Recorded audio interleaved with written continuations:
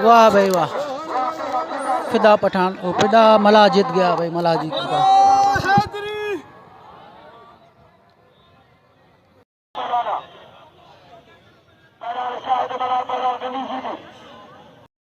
पहलवान शाहिद मला और गनी शिदी का मुकाबला हो रहा है।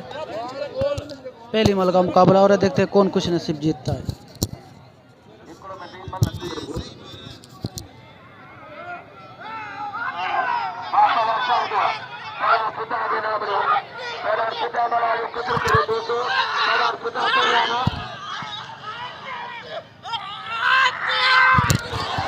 गनी शिदी ने गर्दन से पकड़ के गिरा दिया शाहिद मला को। ये मल बराबर है।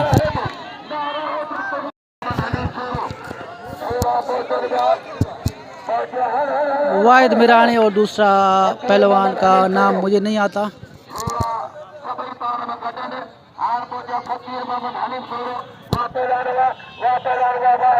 वाहिद मिरानी जीत गया। गनी शिदी शाहिद मला की अमल दोबारा हो रही है।